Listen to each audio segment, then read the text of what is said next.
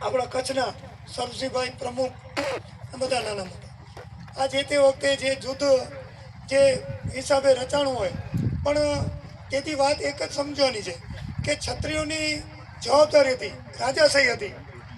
એટલે આજે માણસોને, આપણા છોકરાઓને ખબર નથી કે તેથી શું હતું અને અત્યારે શું છે. અને બીજી જ્ઞાતિ જે વાત કરતી હોય એ પણ આખી બીજી ટાઈપની. નકા જે રાજાશાહી હોય ત્યારે એનો મતલબ શું હતો રાજાનો, કે જે અહીંયાનો રાજા હોય એ રાજાના ગામમાં ચોરી થાય એટલે એના પગી હતા જે તે ટાઈમના, એ પગી આવીને કે આપણી ચોરી થઈ ગઈ છે, પણ એ ચોર ફલાણા ગામનો છે, એ ખબર પડી જતી. અને એ પાછું અહીંયાથી કેવરાવે કે ભાઈ આ ચોરી તમારો ચોર કરી ગયો છે અને કાલ સવાર સુધી અમારી ચોરી જોઈએ. તો એ કાગળ અહીંયાથી લખી જાય ઓ ગામમાં, અને ઓનું મગજ બરોબર હોય ઠેકાણે તો ઠીક છે, નકર સામે છત્રી જતા. એ કહે છે અમારો ચોર ચોરી કરી ગયો છે, એ 100% વાત છે, તમારા કંઈ થાય તે કરો. આ રાજાશાહી હતી. ત્યારે આ રાજા શું કહેતા, જો આ રાજા યુદ્ધ ન કરે, એ ચોરી પાછી ન લાવે તો શું થાય, એ નબળો રાજા કહેવાય અને એનો પદ ભ્રષ્ટ થાય. આજ કોડે નથી 10 જણા બે એકને કાઢે ને બીજો બેસી રહે. સાહેબ શ્રી તો જે તે વખતે કોઈ પણ રાજા ગામમાં કાંઈ પણ ચોરી થઈ, ઇજ્જત આબરૂનું કે ધર્મનું કાંઈ પણ થાય, આવો શ્રી યોગેન્દ્રસિંહજી રાઠોડ સાહેબ તથા શ્રી કુશવીરસિંહ જોજાવરજી બંને પધારા છે, તો બંનેનું હાર્દિક સ્વાગત છે. પધારો. શ્રી યોગેન્દ્રસિંહજી રાઠોડ આઈજી શ્રી બીએસએફ કચ્છ સાથે કુશવંતસિંહજી જોજાવર પૂર્વ ધારાસભ્ય શ્રી રાજસ્થાન. પધારો. તો તેથી રાજાઓની બધાની જવાબદારી હતી. ધર્મનું કાંઈ હોય, કોઈ ઇજ્જત આબરૂનું હોય તો એ રાજાને લડવા જાવતું. અને એને એમ નહોતું અત્યારે કોકના દીકરે લડતા હોય અને ચૂંટાયેલા જે હોય એ એસી ઓફિસમાં હોય, તો એ ઓફિસમાં હોય અને ક્યાંકથી આડા અને જ્યારે શહીદ થઈ જાય ત્યારે એને 10 લાખનો 20 લાખનો ચેક આપી આવે. આ લોકોને ચેક નહોતો, એક સ્વામાન હતું, એક છત્રીનું અભિમાન હતું, એક હિન્દુવાદ હતો.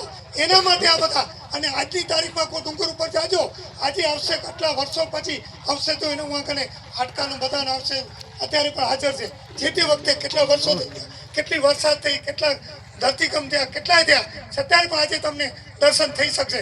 તો જે તે વખતે જે જવાબદારી હતી આજ કોડે નહોતું.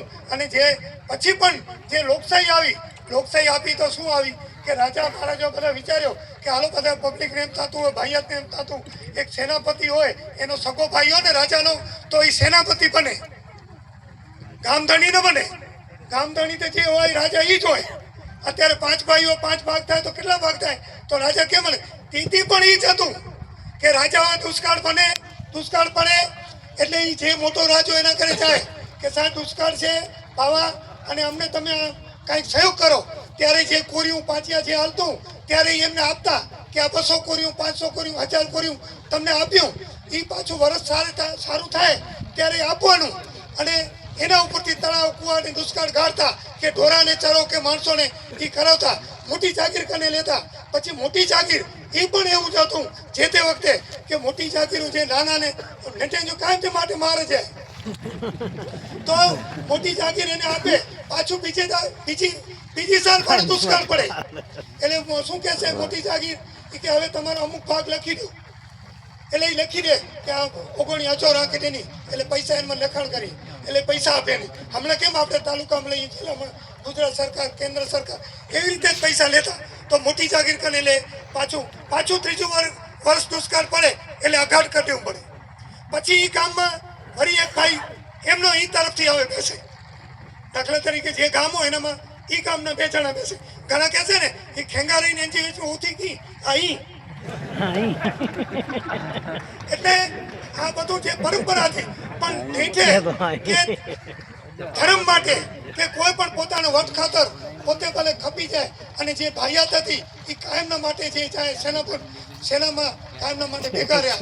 અને જે રાજા હોય એ પહેલો ઘોડામાંથી લડવા જાય. અને એના કારણે આ રાજાશાહી બધી આપણી હાલતી. અને ધર્મ એનો પહેલો હોય, પહેલો ધર્મ એનો શું છે એ પહેલું બજવવાનું હોય. એને શું થશે એ વિચારે નહીં, એ કોઈ દિવસ અત્યારે વિચારીએ આપણે શું થશે તો કોઈ દિવસ કાંઈ કામ ન થાય. તો રાજાશાહી વખતમાં બધાએ પોતાની મિલકત અત્યારે કોઈ લાખ રૂપિયા તકતી લગાડે. પ્રદ્યુમનસિંહ મહિપતસિંહ જાડેજા લાખ રૂપિયા દાતા. આ ગામ લીધા કોઈ દાતા નથી, ક્યાંય લખી નથી, અને કોઈ નામ લેવા તૈયાર નથી. કોઈ નામ લેવા તૈયાર નથી. અત્યારે તમે વિચાર તો કરો, કોઈ જમણવારો દાતા આવતો પણ આમ કર્યું. તો એના માટે બધા અત્યારે જે બલિદાન આપ્યું છે, આ જે છત્રી સમાજ છે એ કોઈ પણ લાગણી હોય આજની તારીખમાં આપણી કાંઈ જવાબદારી નથી સાહેબ, કાંઈ જવાબદારી નથી ને. તો એ જે ગામનું દરબાર હશે અને એને જસવંત બાપા જેવું કે બાપુ આ પૈસા દેતો નથી, કેમ નથી દેતો? હાલું કેમ નથી પૈસા? કોનો તો એને કાઠલો પકડીને ભાઈ દઈ દેજે પૈસા. અરે ભાઈ તમારી જવાબદારી નથી. હવે રાજાશાહી આપણે પોલીસ સ્ટેશન જઈએ, આપણે મામલતદાર જઈએ, આપણે કલેક્ટર પાસે જઈએ તો એમને પણ જવા દો. આપણે સડક તો પકડવાની જરૂર નથી. હવે એને કહો અને આપણે બધાની પછી પૈસા જેને આવી જાય એ ભેગા બેઠા હોય અને બાપુએ મને માર્યું, આપણો એને આપી. તો મહેરબાની કરી હવે સડકું પકડવાની જરૂર નથી. નીતિ નિયમ પર કલમથી હાલો. બીજી એક વાત કહું, મારી બુદ્ધિ પ્રમાણે હું તો કાંઈ ભણેલો નથી એટલું બધું. આ તો બધા લોકોના આશીર્વાદ એટલે આ જગ્યા મળી છે, બધા ભાઈઓની બધી તમામ જ્ઞાતિની. અત્યારે આપણે વિચાર કરીએ કે આપણી મિલકત આપણે બધા આપી. શું કામ આપી? તમામ જ્ઞાતિની કલ્યાણ માટે, તમામ શાંતિ રહે, બધા રાજપૂત રહે, તમામ જ્ઞાતિ રહે. તો આપણે બધા રાજના રાજ આપ્યા બધાએ. અને અત્યારે જેમ ઠીક લાગે એમ કોઈ એનું ગેરવતન થતું હોય, ગેરભલે થતું હોય તો છત્રી સમાજને પૂરો બોલવાનો હક છે.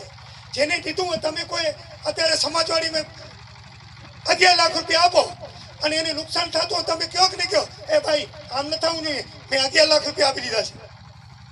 તો આ રાજમાં ઠીક લાગે એ થાય, દેશમાં થાય. ગમે એને જમીન આપી, જમીન આપવાનું ગમે એ રીતે થાય એ ના હાલે. આપણે પૂરેપૂરો અવાજ ઉઠાડવાનો જવાબ છે કે ભાઈ આટલા માટે અમે નથી આપ્યું, અમે આપ્યું બધાના કલ્યાણ માટે. તો એના જો તમે અત્યારે જમીન ખેડે એની ખેતી, આપણે ખેડે એની ખેડ, જે ખેડૂત ખેડતા હતા એ ખેડી શકે એના માટે આપણે આપી. તો અત્યારે શું થાય છે? જમીનનો વેપાર એને કરો, એનો વેપાર કરો, એનામાંથી કમાવો. તો હક પહેલો કેનું થાય? પ્રીમિયમ કેનું થાય? પ્રીમિયમ કેનું થાય? બરાબર ને? પણ આપણે કાંઈ બોલતા નથી. એ ના હાલે. વ્યવહાર એની રીતે વ્યવસ્થિત રીતે દેશ માટે, તમામ જ્ઞાતિ માટે, ધર્મ માટે એ વ્યવસ્થિત રીતે ચાલે. એને કોઈ એનો અધિકાર નથી. આપણે અવાજ ઉઠાવવો જોઈએ કે ભાઈ આ રીતે થવું જોઈએ, આ રીતે થવું જોઈએ. ધાર્મિક જગ્યા જેટલી અત્યારે ભલે આ કુદરતી સરકારની નીતિ સારી, આપણા મોદી સાહેબ વડાપ્રધાન શ્રી અને ગુજરાતની જ્યારે ભારતીય જનતા પાર્ટી સરકાર બધા ધાર્મિકની જગ્યાનું કામ થયું, કારણ કે જવાબદારી પૂરી સરકારની છે.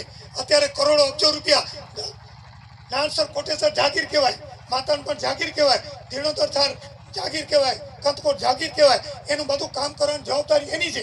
કોઈને તકલીફ ન પડવી જોઈએ. અને અમારું કચરા, છેલ્લી વાત કરું, ઘણા બધા વક્તા બાકી છે, આપણે એમને સાંભળવાનું છે. કચરા જ અમારું આપ્યું નહોતું, બધાથી છેલ્લે આપેલું. એમને ચોખ્ખી ના પાડી હતી કચ્છને આવીને છે કે અમે રાજ નહીં આપ્યું. પણ છેલ્લે બધાએ આપણા રાજા મહારાજ જે ભેગા થયા કે જે રાજકીય હોય અને જ્યારે આપ્યું તો એક શરત કે અમારું કચ્છ કેન્દ્ર શાસિત થવું જોઈએ. કારણ કે અમારા ઘરે ખનીજ એટલું છે, અમારી પરિસ્થિતિ એવી છે, અમારે પશુપાલક, અમે માલધારી, અમે ખેડૂત, એટલે અમારું કેન્દ્ર શાસિત હોવું જોઈએ. અમારા ઘરે વરસાદ નથી થતો અને અમારી બધી આ તકલીફ છે, ત્યારે બધા સંમત થયેલા કેન્દ્ર શાસિતમાં. પણ પછી ભવિષ્યમાં કચ્છમાં જ્યારે આ રાજકીય બધું આસ્તે આસ્તે પસર્યું ત્યારે મૂળ મુદ્દો કચ્છનો રહી ગયો સાઈડમાં. અને શું થયું? એક જ્ઞાતિવાદ, ધર્મ, પક્ષવાદ, એટલે મૂળ કચ્છને જે હિતની વાત કોઈ કરી જ નહીં આજથી સુધી. તેના કારણે અત્યારે અમે તમે બોલાવો, આ લખપતના વખાણ કર્યા અમારા બધા ભાઈ. પહેલા એટલા જ મરણ છે સૌથી ભાઈ બધી. પહેલા મોટા તો ખાલી એકથી જ આવે, નાની ભાઈ છે મરણી છે ને આજથી સુધી. તો આજ પણ અમારા જે ભાઈઓ છે જ્યારે બોલાવો ગમે એ જરાક કંઈક હોય, સમાજ માટે હોય, તાલુકા માટે હોય, ધર્મ માટે હોય, એટલે અત્યારે પણ જેટલા બોલાવો હોય એટલા જ હાજર થાય. અને બાકી વિશેષ તમને અમે અભિનંદન આપીએ છીએ. તમે ભાઈઓ છો ગમે એ જગ્યાએ, કે આપણને મામા, કાકા, ફુવા, ઝાલા હોય, વાઘેલા હોય કે ચુડાસમા હોય કે જે પણ હોય, બધા એકબીજાના છત્રી સમાજમાં આપણે સંકળાયેલા છીએ. અને અમે વખતસિંહ સાહેબને પણ સવાયા કચ્છી કીધા હતા. એમને એટલું પણ એજ્યુકેશનમાં એમને ધ્યાન દીધું હતું. તો એવી રીતે તમે આપણે કન્યા છાત્રાલય હોય કે ઝારાનું